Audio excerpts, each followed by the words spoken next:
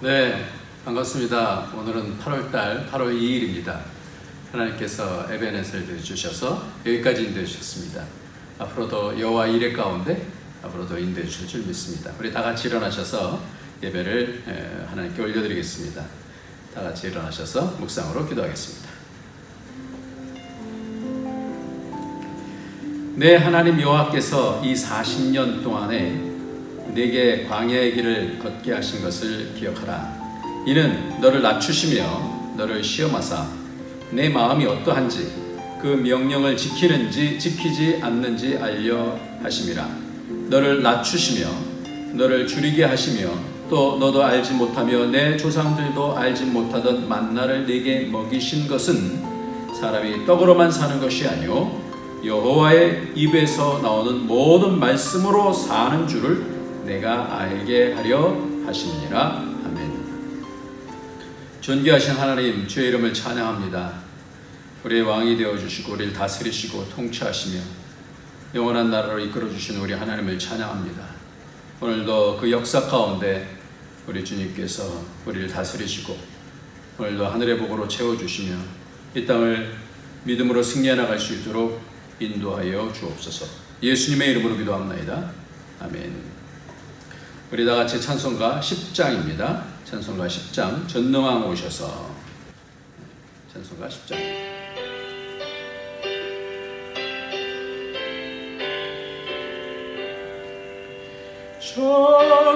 전능왕 오셔서 주 이름 찬송케 하옵소서. 영광과 권능의 성부여 오셔서 우리를 다스려 주옵소서. 강생한 성자여 오셔서 기도를 들으소서. 택하신 백성을 복내려 주시고 거룩한 마음을 주옵소서. 위로의 주 성령 오셔서 큰 증거 주옵소서. 전능한 주시여 각 사람 마음에서 떠나지 마시고 계십소서.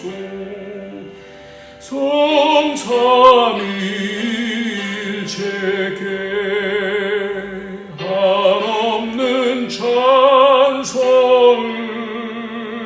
드립니다. 존귀한 주님을 영광 중배없고 영원히 모시게 하옵소서.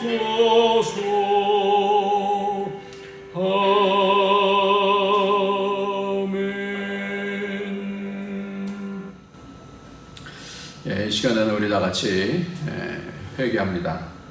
하나님 앞에 우리가 하나님의 뜻을 붙잡지 못하고 말씀 붙잡지 못하고 내 생각과 내 마음대로 살았던 것들을 하나님 앞에 내려놓고 용서함 받고 다시 하나님과 사이클이 맞고 위로부터 오는 놀라운 그 은혜와 복으로 다시 회복되어질 수 있도록 하나님과 통할 수 있도록 생명줄과 통할 수 있도록 생명과 통할 수 있도록 하나님 우리의 죄를 씻어 주시옵소서. 그래야 우리가 이 땅에서 진리로 살 수가 있습니다. 하나님 도와주시옵소서. 우리 다 같이 기도하도록 하겠습니다. 존귀하신 하나님 아버지, 하나님 아버지시고 하나님 아버지시고 하나님 주여십니다. 주여신 하나님 붙잡지 못하고 이만큼 부족한 남자 세상 남자 주님 용서해 주시고 주님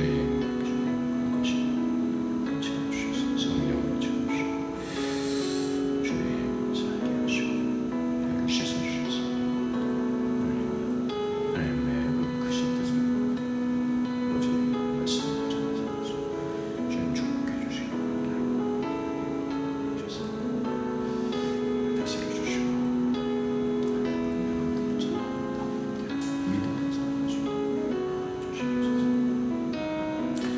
존귀하신 우리 하나님 아버지, 믿음으로 행치 아니한 모든 것이 죄라 말씀해 주셨는데 믿음으로 행하지 못하고 나의 어떠함을 바라보고 때로는 실족하고 때로는 교만했던 모든 죄악들을 용서하여 주시고 오늘도 세상의 힘으로 사는 자들이 아니라 믿음으로 하나님의 능력과 은혜로 채받아서 사는 자들인데 그렇게 살지 못했던 죄악들을 용서하여 주시옵소서.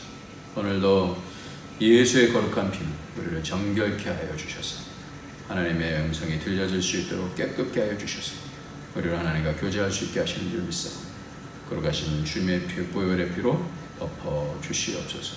모든 악한 권세들은 다 깨어져 나갈 수 있도록 주의 거룩한 피로 덮어 주시옵소서. 승리하신 우리 주님께서 우리를 다스려 주시고 인도하여 주시고 성령 충만케 하여 주옵소서. 예수님의 이름으로 기도합니다. 아멘.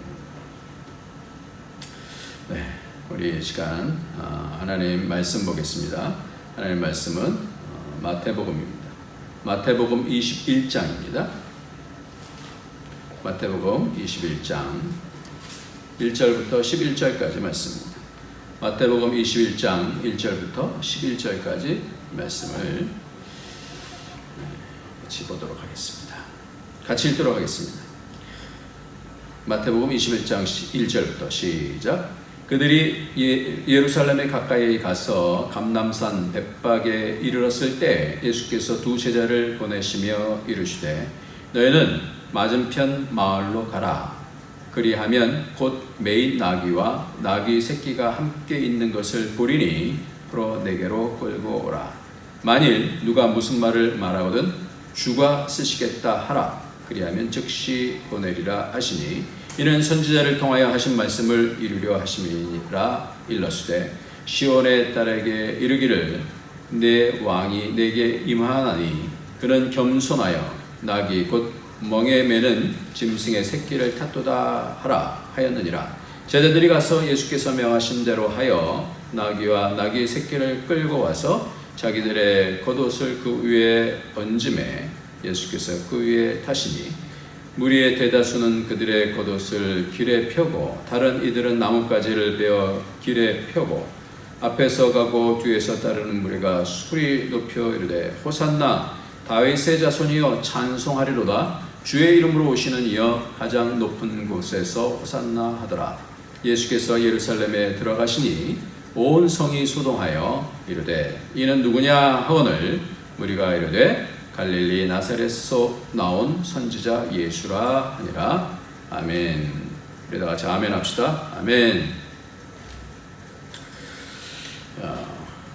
오늘 말씀은 나귀 새끼에 대한 나귀 새끼를 풀어와서 예루살렘으로 들어가시면서 그때에 나귀를 타고 들어가신 그런 내용입니다. 우리는 계속해서 지금 예수님의 행적에 대해서 쭉 계속해서 보고 있습니다. 왜 우리는 그 행적을 알아야 할까요? 우리는 예수님을 믿습니다. 구원 얻으면 되는 거 아닙니까? 근데 왜 그 행적을 우리는 봐야 되나요? 믿음이라는 것이 무엇인지, 그 믿음이 무엇인지를 알아야 하기 때문에 예수님의 행적을 봐야 되는 거예요. 그러니까 예수님의 행적은 예수님께서만 하신 그런 행적이 아니라 그 행적이 왜 있어야 되느냐라는 거죠. 그 사건이 왜 있어야 되느냐, 그것이 나와 무슨 상관이 있느냐라는 것을 우리는 살펴봐야 됩니다. 예수를 믿는다라고 하는 것은 자기식으로 사는 것을 얘기하는 것이 아니라 우리 주님께서 그 행적을 통해서 우리에게 가르쳐 주신 그것을 따르는 삶이 바로 믿음의 삶이기 때문에 그렇습니다. 오늘 본문을 제대로 이해하려면 지금 예수님이 어떤 상황에서 이 말씀을 하시는지를 알아야 합니다. 우리가 계속해서 20장을 보면서 그 사실을 봤습니다. 예수님께서는 그 십자가를 향해서 나아가시는 것을 20장 17절에서도 예수께서 예루살렘으로 올라가려 하실새 12 제자를 따로 데리시고 길에서 이르시되 보라, 우리가 예루살렘으로 올라가노니 인자가 대제사장들과 서기관들에게 넘겨주매 그들이 죽이기로 결의하고 이방인들에게 넘겨주어 그를 조롱하며 채찍질하며 십자가에 못 박게 할 것이나 제3일에 살아나리라. 이 죽음과 부활에 대한 부분을 세 번째로 말씀하시면서 오늘 바로 21장 1절 말씀에서는 그들이 예루살렘에 가까이 가서 그랬어요. 이제 점점 예루살렘을 향해서 간다라는 거예요. 그 방향이 예루살렘이라는 거예요. 예루살렘이 어쨌다는 겁니까? 왜 예루살렘으로 올라가십니까? 왜 올라가셔요? 십자가 지러 가시는 거예요. 그런 상황 속에서 새끼 나귀를 타고 입성하시겠다는 거예요. 지금 이 장면이 꼭 왜 있어야 하는 것인가 라는 거예요. 예수님께서 예수님의 행적 가운데서 왜 이 장면이 꼭 필요했을까 라는 겁니다. 그러면서 그 사건이 미리 예언되어져 있다는 것을 말씀하면서 오늘 5절 말씀에서 그렇게 말씀하고 있습니다. 시온의 딸에게 이르기를 내 왕이 내게 임하나니 그는 겸손하여 나귀 곧 멍에 매는 짐승의 새끼를 탔도다 하라. 이 말씀, 이 말씀을 다시 얘기를 하는 것이죠. 이 말씀이 스가랴에 있는 말씀입니다. 9장 9절에 있는 그런 말씀. 이 말씀 가운데서 잘 보면 저 어떻다는 거예요? 예수님께서 예루살렘으로 들어가시는 그 장면이 무엇을 위한 것이다라고 예언되어 있다라는 거예요. 그것을 지금 연결해서 주님께서 살피시면서 그 스가랴 9장 9절에 있는 말씀을 그대로 지금 실행을 하신다라는 것을 지금 말씀하고 있어요. 그게 뭐예요? 나귀 새끼를 타고 가는 그것이 뭐예요? 5절에서 내 왕이, 내 왕이. 원래 왕의 입성은 어떻게 가나요? 말을 타고 흰 백마를 타고 가야죠. 지금 예수님의 행적을 통해서 우리가 깨달아야 하는 것이 있어요. 왜 나귀를 타고 가셨다는 것이 뭐가 그렇게 중요한가? 왜 중요한가? 왜 그렇게 겸손하게 갔다는 것이 왜 중요한가라는 거예요. 우리가 금요일날 요셉의 리더십이 되어지는 그런 세 가지 과목이 있었다. 그 훈련이 있었다. 그렇게 얘기를 했어요. 요셉이 나중에 총리가 되어져서 애굽을 다 다스리는 그러한 그런 훈련이 있었죠. 그런 상황까지 갔죠. 그래서 국무총리까지 됐지 않습니까?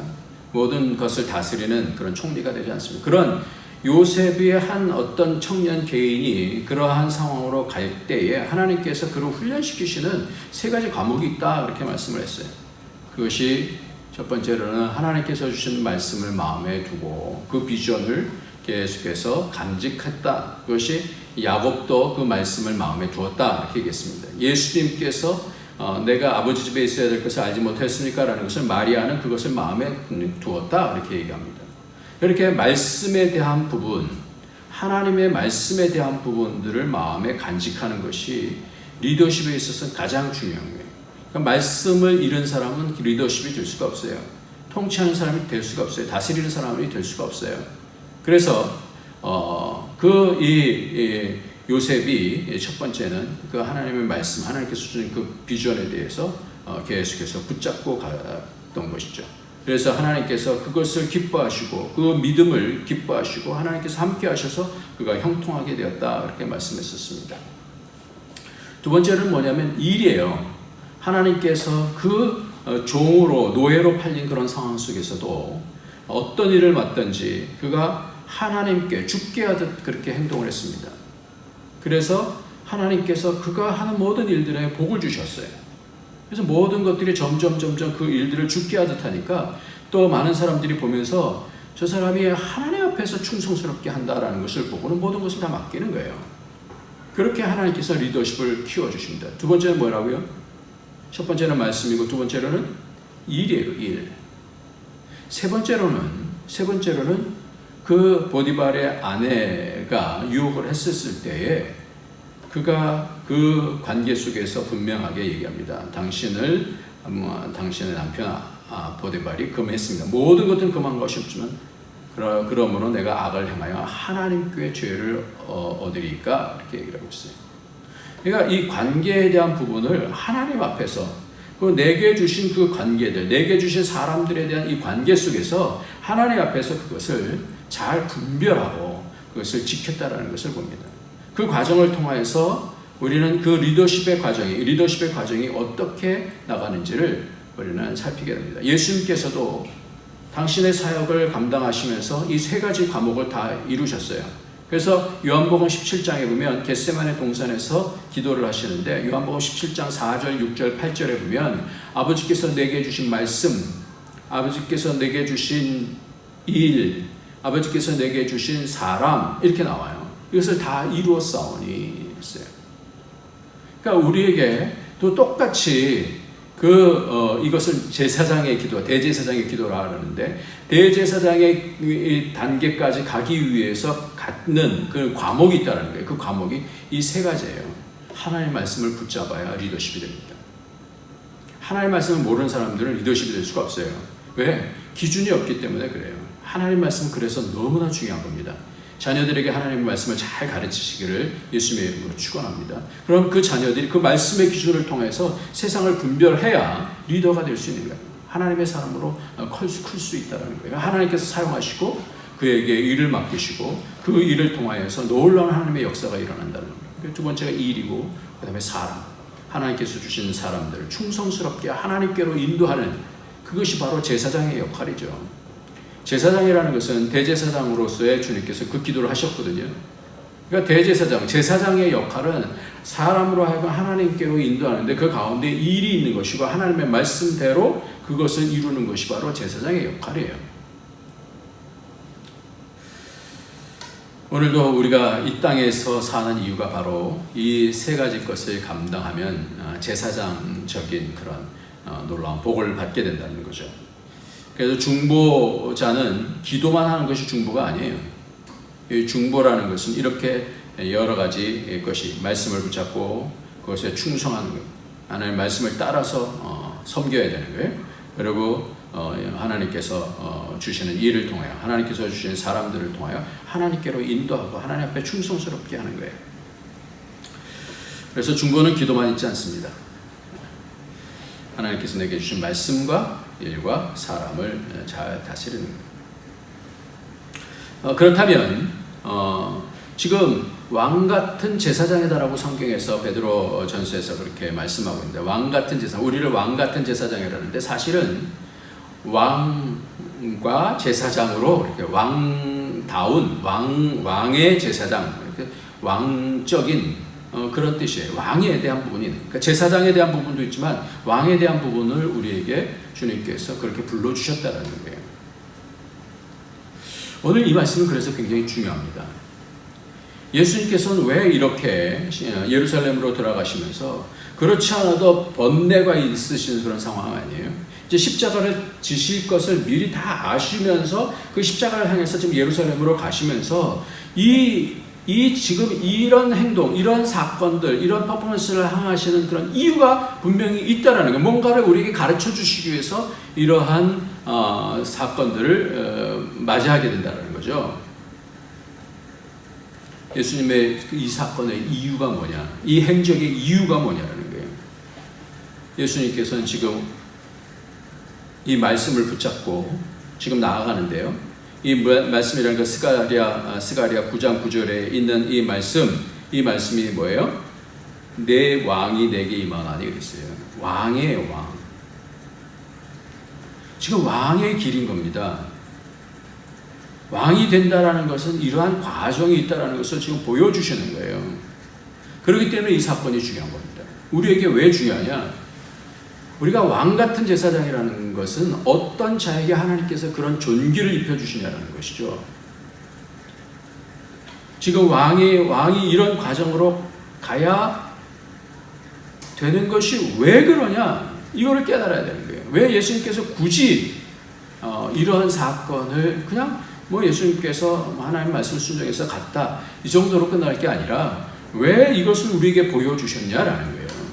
왜 예수님께서 반드시 이런 길을 통하여서 왕의 길을 가셨어야만 하느냐라는 것이 우리에게도 굉장히 중요하다는 것입니다.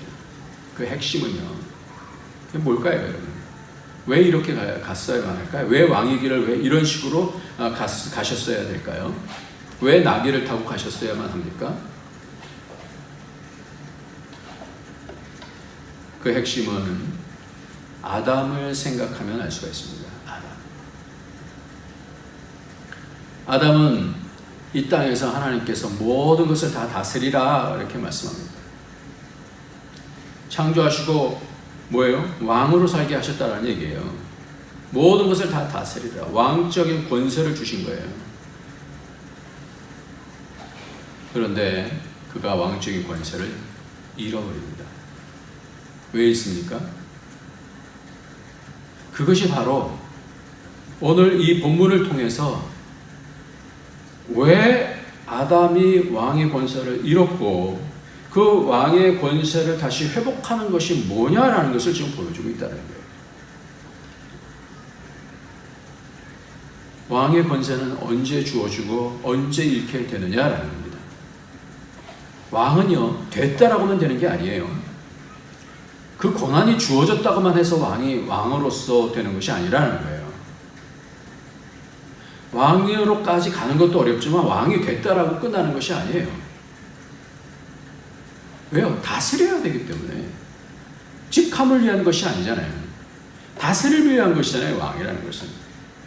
근데 그 직함을 따라서 다스려야 되는데 그 다스림을 잘해야 되지 않습니까? 그렇지 않으면 어떻게 돼요? 그 왕에서 그 권세를 잃는 거죠. 잃게 되는 것이죠. 오늘 바로 그것이에요. 이 아담이 왜 이렇으면 예수님께서는 이 방식을 통해서 어떻게 회복해 가시는가라는 것이 오늘 말씀의 핵심입니다. 권세를 주신 분과의 약속. 하나님께서 다스리라고 그랬어요. 온 땅을 다 다스리라 이렇게 말씀하면서 하나님께서 약속하셨어요. 단 이것만은 지켜라. 그것이 뭐예요? 왕적인 권세를 주시면서 이것만은 지켜라. 언약을 주셨어요. 선악을 알게 하는 나무의 과실은 먹지 말라. 정령 죽는다. 약속해 주셨어요. 그러니까 이 왕적인 권세를 갖고 있을 때에 그 왕적인 권세가 유지가 되는 것은 하나님과의 그 언약을 지킬 때 가능한 거라는 거죠. 그 언약을 지킬 때에 그 왕적 권세가 계속해서 그 권세, 그 영광, 그 권위 이런 것들이 드러나는데 그 부분들을 잃게 되면 그 권세를 다 놓치게 됩니다. 지금 그 서울시장이든지 부산시장이든지 또 도지사라든지 이런 사람들이 한 사건을 통해서 완전히 그 권세가 다 땅바닥으로 떨어지잖아요. 그럼 다 잃잖아요. 그러니까 하나님과의 언약을 놓치면은 하나님께로부터는 그 영광이 한순간에 확 사라져 버리는 거예요. 그 언약이 깨어질 때, 그 하나님과의 관계가 깨어질 때, 믿음이 깨어질 때, 신뢰가 깨어질 때 그 권세도 같이 잃어버린다는 겁니다. 왜 깨어졌을까요? 우리가 다 잘 압니다. 욕심이에요. 욕심. 그 안에 욕심으로 인해서 깨어졌습니다. 그것을 또 아담도 그대로 받아들였습니다. 하나님을 경외하는 것을 철저하게 공유하지 않으면 가정이 깨어집니다. 자녀와 부모의 관계도 하나님에 대한 기준을 잡지 못하면 깨어지게 돼 있어요. 기준이 사라지기 때문에 그렇습니다. 세상의 기준은 이리 갔다 저리 갔다예요. 다 똑같을 수가 없어요. 근데 오직 말씀의 기준, 하나님과의 언약의 기준은 영원하다 말이에요. 사탄은 그 욕심을 사용해서 그 권세를 무너뜨렸습니다. 그러면서 하는 얘기가 뭐냐면 내가 스스로 하나님이 될 수 있어.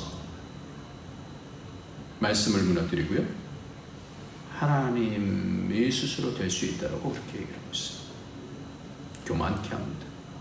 세상은 바로 이런 역사입니다. 스스로 왕이 되고 싶은 거예요. 스스로 하나님이 되고 싶은 거예요. 그래서 바벨탑을 만듭니다. 내가 가장 으뜸이야. 내가 가장 높아. 이것이 세상 역사예요. 내가 신이라고 하는 것이 세상 역사입니다. 어떤 종교들도 보면 그렇습니다. 뉴에이지도 그러합니다. 어떨 때 무너져요? 하나님께서 저들에게 많은 능력을 주셨는데 교만케 되어지니까, 그 욕심을 따라서 죄를 범하니까 무너지는 거예요. 그 교만을 사용해서 사단이 역사했습니다. 그리고 다 망하게 되어집니다. 하나님께서 선이시고 그 말씀이 선인 것을 붙잡지 못하면 이 왕권이 깨어집니다. 세상 역사는 그래서 점점 하나님께서 이끌어 가시는 구속의 역사는 이 왕권을 어떻게 하면 회복할 수 있느냐라는 거예요. 그래서 하나님께서 이 왕권을 회복해 가시는 역사예요. 우리에게 다시 하나님의 아들로 하나님의 자녀의 권세를 회복할 수 있도록 주시는 그런 관계예요. 그래서 출애굽기에서도 보면 아까 제가 읽었습니다마는 출애굽기 8장을 한번 같이 한번 읽도록 하겠습니다. 출애굽기 8장을 보면 40년 동안 하나님께서 광야의 길을 걷게 하신 것을 통하여서 이 40년의 광야 생활이 우리의 인생이, 쉽게 말하면 우리의 인생이 뭘 위해서 있느냐라는 것이죠. 그것이 신명기 8장 2절 3절의 말씀이에요. 이것이 왕권 회복이에요. 나라가 회복되어지는 겁니다. 이렇게 나라를 회복시키시는 거예요. 8장 2절입니다. 내 하나님 여호와께서, 신명기 8장 2절 시작. 내 하나님 여호와께서 이 40년 동안에 내게 광야의 길을 걷게 하신 것을 기억하라. 이는 너를 뭐라고요? 낮추시며 너를 뭐라고요? 시험하사 내 마음이 어떠한지 그 명령을 지키는지 지키지 않는지 알려 하심이라. 우리에게 자유의지를 주셨어요. 그래서 선택권은 우리에게 있습니다. 우리는 로봇가 아니에요. 우리는 무엇을 선택할지에 대한 것이 우리에게 있어요. 우리는 인격이 있어요. 그래서 우리의 마음을 따라서 무엇을 선택하고 무엇을 분별해 나가는지는 우리에게 있습니다. 3절 말씀을 봅니다. 또다시 말씀합니다. 이 이유는 뭐냐면 너를 낮추시며, 그러니까 우리에게 기준이 있지 않다는 거예요. 우리는 선택할 수 있는데 그 기준은 전계신 하나님께 있다는 거예요. 너를 낮추시며 너를 줄이게 하시며 또 너도 알지 못하면 내 조상들도 알지 못하던 만나를 내게 먹이신 것은 사람이 떡으로만 사는 것이 아니요 하나님 여호와의 입으로 입에서 나오는 모든 말씀으로 사는 줄을 내가 알게 하려 하심이라 했어요. 그러니까 예수님께서도 이 시험을 받으셨죠. 40일 동안 금식하시고 나서 시험을 받으실 때에 제일 먼저 하신 말씀이 사람이 떡으로만 사는 것이 하나님의 입으로 나오는 모든 말씀으로 사는 것이다 하면서 뭘? 말씀의 기준을 붙잡게 되어진 것입니다. 이 언약을 놓치면 왕적인 권세는 무너지는 거예요. 그러니까 왕적인 권세는 어떨 때에 회복이 되느냐? 하나님의 말씀을 붙잡고 낮추고 겸손하면, 그럼 다시 하나님께서 그 겸손을 통하여서 하나님의 뜻을 꽉 붙잡는 거예요. 하나님께서 그 가운데 영광이 드러나게 하시는 거예요. 우리의 생명은, 우리의 영광은 우리에게 있지 않습니다. 하나님께로부터 주어질 때 있는 거예요. 오늘 말씀의 핵심이 바로 이 왕적인 권세를 그러면 우리가 어떻게 얻느냐라는 거예요. 다시 어떻게 회복하느냐라는 겁니다. 오늘 말씀에서 왜 예수님께서 나귀를 타시고 예루살렘에 입성하시는, 이것이 뭐가 그렇게 중요하냐 이거예요. 예수님처럼 우리 겸손합시다 이것이 아니라 이 이유가 바로 왕적인 권세가 어떻게 회복되냐라는 거예요. 그 입성의 가장 중요한 사건이 바로 뭐냐? 겸손이에요. 교만을 이기는 것이 바로 겸손이에요. 내 스스로 하나님이 되고자 하는 것이 아니라 하나님의 뜻을 따르게 되어지면 그 왕적인 권세가 덧입혀진다는 거예요. 하나님은 우리에게 그 권세를 주기를 원하셔요. 다스리기를 원하셔요. 나중에는 요한계시록은 왕 노릇하게 하길 원하셔요. 그게 다 마샬이라는 단어인데 다스림에 대한 단어입니다. 근데 어떻게 할 때? 첫째도 겸손, 둘째도 겸손, 셋째도 겸손. 그래서 권세를 갖는 사람들이 뭐 돈이든 뭐 권력이든 노블레스 오블레주 그렇게 얘기를 하면서 그만큼 그 위치에 있는 사람들이 어떠한 그 인격으로 드러나줘야 되느냐라는 그런 부분들을 알죠. 응? 근데 그렇게 되지 않았을 때는 천박한 거예요. 그 권세가 천박한 거예요. 왕이 교만해지면 천박해집니다. 대통령들도 이렇게 보면 어떤 나라 이렇게 대통령들 보면 천박해요. 천박해. 요즘 권세 잡은 자들의 교만을 봅니다. 그럼 어떻게 돼요? 천박해져요. 오래가지 못합니다. 겸손하면 천국이 옵니다. 가정에서도요. 내가 다 잘했어 이러면 뭔가 될 것 같지? 안 그래요. 솔직하고 겸손하고 온유하고 그래야지 천국이 오는 것이죠. 그런 깊은 곳에서 존경심이 와요.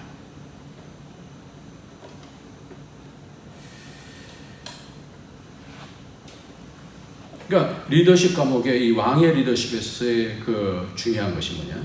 겸손이에요. 지금 예루살렘은 왕의 도성이면서 지금 예수님은 십자가를 지기 위해서 지금 들어가신 거예요. 이 두 가지가 같이 가는 거예요. 이 십자가를 지러 가면서 하나님의 말씀의 뜻을 어떻게 붙잡고 자기를 어떻게 깨는 거거든요.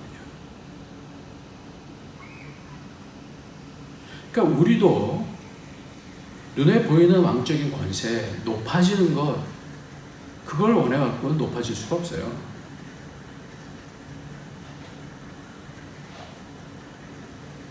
하나님의 말씀을 붙잡고 내 원함이 아닌 내 뜻대로 하면 아니냐. 포도원 주인이 그렇게 얘기하죠. 내 뜻대로 마옵시고 아버지의 뜻대로, 아버지의 원함대로 되로라고 이렇게 말씀을 드렸잖아요. 그게 나아지는 거예요. 그래서 시편 2편 1절부터 쭉 보면 그 왕적인 권세가 어떻게 세상 권세들이 깨어지고 어떻게 하나님의 왕이 등장하셔서 이 세상 권세를 깨뜨리는가라는 것이 시편 2편의 그런 말씀이거든요. 그래서 시편 2편 2절에 보면 세상의 군왕들이 나서면 이 멜라크 그 왕이에요. 세상의 왕들이 나서며 관원들이 서로 꾀하여 여호와와 그 기름 부음 받은 자를 대적하며 우리가 그들의 맨 것을 끊고 그의 결박을 벗어버리자 하는도다. 하늘에 계신 이가 웃으시며 주께서 그들을 비웃으시리로다. 그때 분을 바라며 진노하사 그들을 놀라게 하여 이르시기를 내가 나의 왕, 내 거룩한 산 시온, 예루살렘에 가는 거예요. 다른 이름이죠. 이 예루살렘에 세웠다 하리로다. 내가 나의 왕, 내 거룩한 산 시온에 세웠다. 어떻게 세워지냐? 그것이 7절 말씀이에요.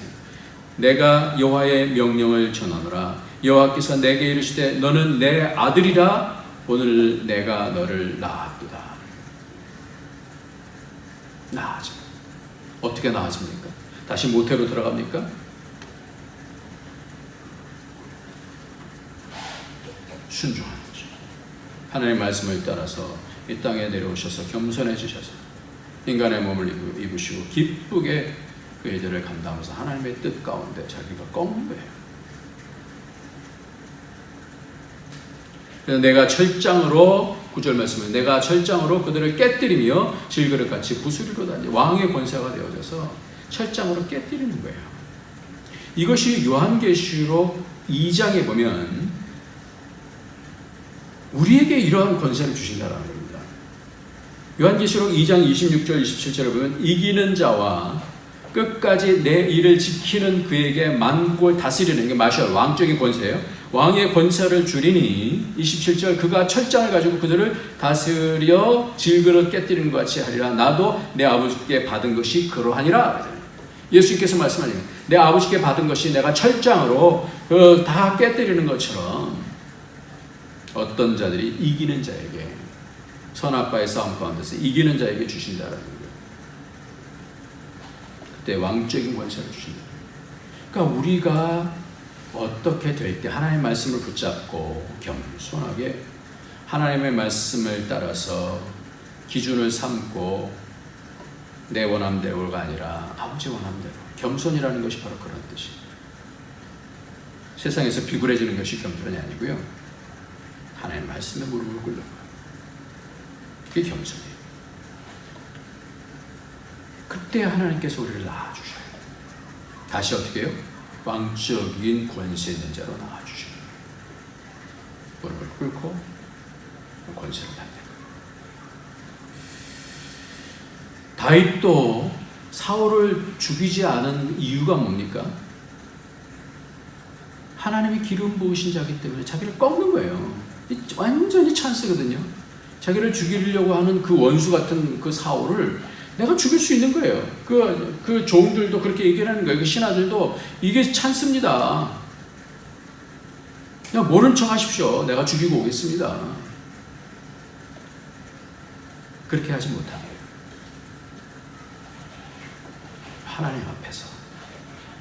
하나님 앞에서 하나님께서 기름 부은 자이기 때문에 그러니까 하나님 앞에서 행하는 거예요. 자기의 기준으로 행하지 않아요. 자기를 꺾어 나가는 거예요. 이게 가장 어렵지 않습니까, 여러분? 그리스도인이 된다는 것은 우리 주님께서 그렇게 왕적인 권세가 회복되는 것처럼 그리스도인도 바로 어떨 때 그 왕적인 권세가 회복되느냐? 왕적인 권세, 제사장의 권세가 언제 회복되어지느냐? 오늘 말씀에서 그대로 말씀하고 있는 거예요. 그래서 선으로 악을 이기는 것이 가장 중요합니다. 선으로 악을 이긴다는 것은 하나님의 그 넓으심처럼 그 마음 붙잡고 이해하고 선을 베풀고 왜? 내가 잘나서가 아니에요. 하나님을 붙잡고 하다 보면 넓어져요.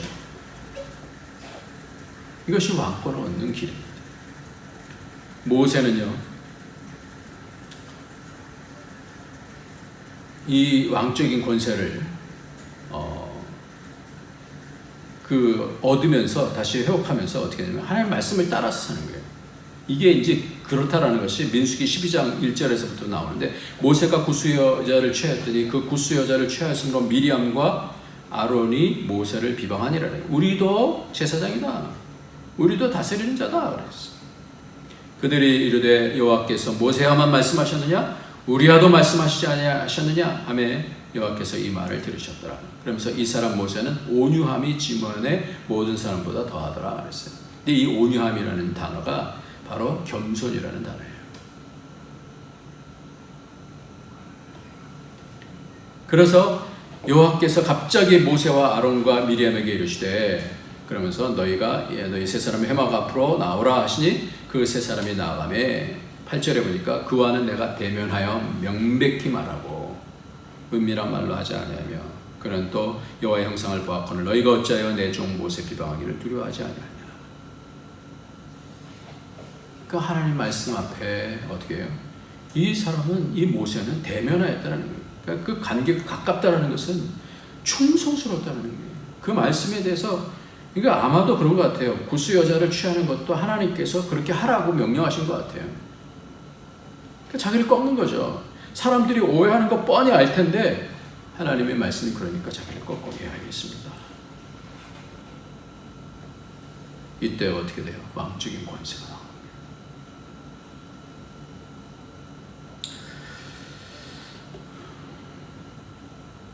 사무엘상에도 보면 이 왕을 뽑을 때는요, 사울도 그렇고 다윗도 뽑을 때 겸손한 자를 왜 뽑느냐? 솔로몬도 나는 아이라 그렇게 얘기해요. 다 겸손한 자를 뽑아요. 사무엘상 12장 13절 14절을 보면 이제 너희가 구한 왕 너희가 택한 왕을 보라. 여호와께서 너희 위에 왕을 세우셨느니라. 너희가 만일 여호와를 경외하여 그를 섬기며 그의 목소리를 듣고 여호와 명령을 거역하지 아니하며 너희와 너희를 다스리는 왕이 너희의 하나님 여호와를 따르면 좋겠건만은 그랬어요. 목소리를 듣지 아니하고 여호와 명령을 거역하면 여호와의 손이 너희 조상을 치신 것 같이 너희를 치겠다. 그러니까 하나님께서 왕을 세우실 때는 다 잘났다, 하나님도 없다 이게 아니고요. 철저하게 하나님의 언약을 붙들고 그 권세를 붙잡고 이 땅에서 하나님의 그 마음을 붙잡아서 통치하고 다스리는 그걸 얘기하는 것이죠. 그래서 그 사울은 범죄하고 나서 뭘 붙잡아요? 자기 뜻을 붙잡았어요. 근데 다윗 같은 경우는 범죄하고 나서 뭐예요? 무릎을 딱 꿇죠. 침상의 눈물이 다 젖도록 회개합니다. 하나님 앞에 꺾는 거예요. 권세를 다시 가지면 그 전과 그 이유가 달라집니다. 보면요, 권세를 가져서 보면 알아요. 권세 가진 자들이 하나님 앞에 무릎을 꿇는 자는 영광스러워져요. 그래서 교회도 임직을 받으면 받을수록 하나님 앞에 선 사람은 영광스러워져요. 사울은 나중에 다윗을 찾으면서 제사장들을 죽였습니다. 하나님 앞에 큰 범죄를. 점점 그 영광을 잃어버리는 거예요. 그러니까 하나님께서 그를 버렸다 그러시잖아요. 예수님께서는 이렇게 말씀하십니다. 나는 마음이 온유하고, 이 온유하다고 하는 것이 오늘 본문 말씀에 있는 겸손이라고 하는 단어하고 같은 프라우스라고 하는 그런 단어인데, 이 프라우스라는 그런 단어는 바로 말이 막 힘센 말이잖아요. 말. 이 말이 길들여진 것을 말할 때 온유하다라는 그런 것을. 그러니까 자기의 생각들을 다 꺾어내는 거예요. 우리가 계속해서 본 것이 그거 아니에요. 바늘귀로 들어가는 거. 자, 모든 것들을 다 내려놓고 내 뜻대로 행하지 아니고 아버지 뜻대로 행하는, 이것이 20장에서 말씀하고 21장에서 그것이 왕적인 권세를 회복하는 그런 길이다. 으뜸이 되고자 하는 자는 섬기는 자가 되어야 될 것이다. 이렇게 말씀하는 것이 바로 다 이 맥락에 같이 가는 겁니다. 여러분들, 어떤 사람에게 하나님께서 왕적인 권세로 채우시겠어요? 누구에게 가정의 권세로 채우시기를 원하시겠어요? 어떤 회사의 권세로 누구에게 채우시겠어요? 제가 신문을 봤더니 한국타이어의 그 부회장인가 하는 사람이 그 딸이, 장녀가 소송을 했어요. 아버지가 차남에게 경영권을 물려주는 것은 아버지가 건강이 안 좋으셔서 잘못 판단하기 때문에 그렇다는 거예요. 그 아버지가 그것에 대해서 나는 건강하다. 매일마다 거의 골프를 치고 운동도 하고 나는 건강하다. 왜 내 딸이 그런지 모르겠다. 다시 돌아왔으면 좋겠다. 이렇게 얘기를 하는 거예요. 누구에게 맡기겠어요? 맡길 사람이 있는 거예요. 차남이 첫째라고 맡기는 게 아니에요. 그런 부분에 대해서 그 자기를 꺾고 아버지의 뜻을 잘 받드는 그런 사람에게 맡기지 않겠어요? 여러분, 미국인들이 존경하는 인물이 링컨, 레이건, 워싱턴 이런 사람들이죠. 근데 그 가운데서 스워드 장관이라는 사람이 있어요. 미국이 남북전쟁 직후에 남부의 산업화와 서부 개발이 먼저였기 때문에 거액을 지불하고 알래스카를 구입하겠다는 스워드의 제의에 대해 미국 의회와 언론은 매우 부정적이었어요. 그런데 1867년 정부는 이 땅을 제정 러시아로부터 720만 달러의 알래스카를 매입했습니다. 1200평의 이원을 준 셈이랍니다. 한국의 7배나 되는 넓은 땅을 서울 명동에 100평도 안 되는 그런 가격에 사들인 거래요. 그러나 국회는 매매 계약을 성사시킨 윌리엄 스워드 국무장관을 향해서 쓸모없는 얼음 땅을 720만 달러나 주고 사다니 국고를 탕진한 책임을 져라 하면서 비난을 퍼붓답니다. 그러나 2차 세계대전 당시 그곳은 중요한 전략 요충지로 사용되었고요. 1967년에 엄청난 양의 석유가 나왔고요. 그리고 푸른 보물인 또 산림과 누런 보물인 황금을 품고 있는 보석과 같은 땅이라는 것이 알려졌어요. 그러니까 쓸모없는 얼음 땅이 미국의 보물이 된 겁니다.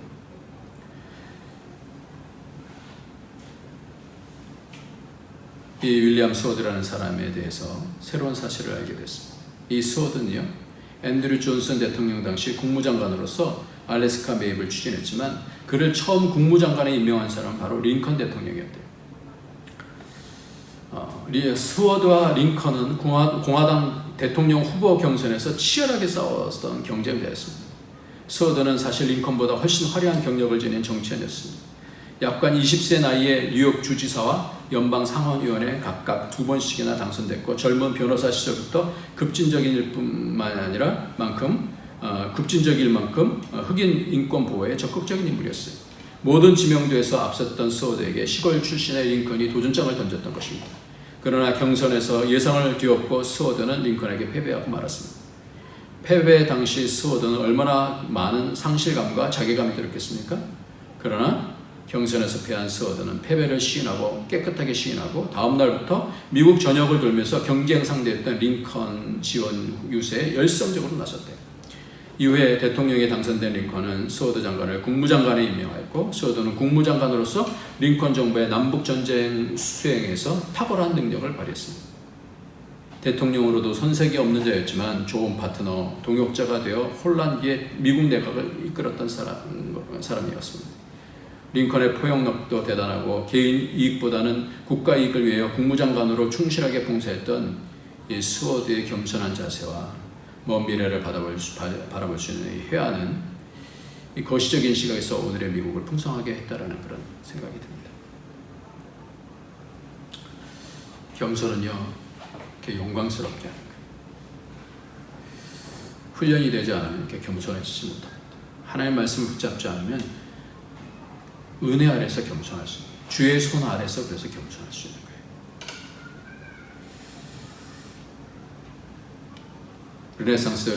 르네상스를 대표하는 화가 미켈란젤로는 고집이 세고 자기 작품에 대해 자부심이 강한 인물로 유명합니다. 그는 아무리 많은 돈을 주어도 내키지 않으면 결코 작품을 제작해주지 않았다고 합니다. 그에게는 또 독특한 버릇이 하나가 있는데 그것은 자신의 작품에 결코 사인을 하지 않았대요. 그는 마리아가 죽은 예수를 끌어안고 슬퍼하는 피에타 상을 제외하고는 어떤 작품에도 사인을 남기지 않았답니다. 그가 자신의 작품에 사인을 남기지 않는 이유가 뭘까요? 이러한 습관은 바티칸의 시스티나 성당의 천장에 천지창조를 그리던 대로 거슬러 올라갑니다. 1508년 교황 율리우스 2세 명령으로 시스티나 성당의 천장화를 그리게 된 미켈란젤로는 사람들의 성당을 출입을 막고 무려 4년 동안 성당에 틀어박혀서 그림을 그렸답니다. 그것은 천장 밑에 세운 작업대에 앉아서 고개를 뒤로 젖혀서 천장에 물감을 칠해하는 고된 작업이었대요. 그는 나중에 목과 눈이 이상이 생길 정도로 이 일에 온 정성과 열정을 다 바쳤습니다. 그는 마지막으로 사인을 한 후 흡족한 표정으로 붓을 놓았답니다. 그리고 지친 몸을 편히 쉬게 하려고 성당 밖으로 나왔는데 성당 문을 나섰을 때 그의 눈앞의 광경에 감탄하고 말았습니다. 눈부신 햇살, 그리고 푸른 하늘, 높게 날고 있는 새들. 아무리 뛰어난 화가라도 눈앞에 있는 대자연의 모습을 제대로 표현할 수 있을까 하는 생각이 들었습니다. 그때 미켈란젤로의 마음에 작은 울림이 들렸습니다. 하나님이 이렇게 아름다운 자연을 창조하고도 어디에도 이것이 자신의 솜씨임을 알리는 흔적을 남기지 않았는데 나는 기껏 작은 벽화 하나 그려놓고 나를 자랑하려고 서명을 하다니. 그는 즉시 성당으로 돌아갔습니다. 그리고 자신의 사인을 지워버렸습니다. 이후부터 미켈란젤로는 어느 작품에도 자신의 사인을 남기지 않았습니다. 하나님께서는 교만한 자를 물리치시고 겸손한 자를 쓰십니다. 그래서 하나님의 왕권의 회복을 겸손하게 주님의 뜻을 따라 하나님의 뜻을 따라서 내 뜻대로 마옵시고 아버지의 뜻대로 하십시오라고 하는 그 예수님께서 나귀를 다시고 들어가시면서 십자가를 향해서 왕의 회복이 어떻게 되는 것인지를 보여주셔서 우리 주님께서 왕이 되어주셨습니다. 오늘도 우리에게 이 땅을 다스릴 수 있는 권세들을 주시는 것은 겸손하게 하나님의 뜻을 행할 때 주시는 줄 믿고 저와 여러분이 그런 복이 있기를 예수님의 이름으로 축원합니다. 기도하겠습니다. 하나님 아버지 감사합니다. 오늘도 주님의 그 행적이 우리에게 어떠한 귀한 메시지를 주셨는지 배웠사오니 하나님이여, 우리에게 다시 회복해 주시려고 하시는 이 왕권들을 세상에 있는 그런 욕심과 교만을 통해서 무너지지 않게 하여 주시고 하나님의 존귀함을 더 입게 되는 그런 복이 있도록 축복하여 주옵소서. 어떤 일을 맡든지 겸손하게 하나님 앞에서, 어떤 사람을 내게 붙여주시는 겸손하게 하나님 앞에서 주의 말씀 붙잡고 승리하러 갈 수 있도록 도와주시옵소서. 축복하여 주옵소서. 걸작과 같은 인생을 살아갈 수 있도록 축복하여 주옵소서. 예수님의 이름으로 기도합니다. 아멘. 우리 찬송 부르시겠습니다. 찬송가 313장입니다. 찬송가 313장. 내 임금 예수 내 주여, 이 죄인이 주님 앞에. 313장입니다.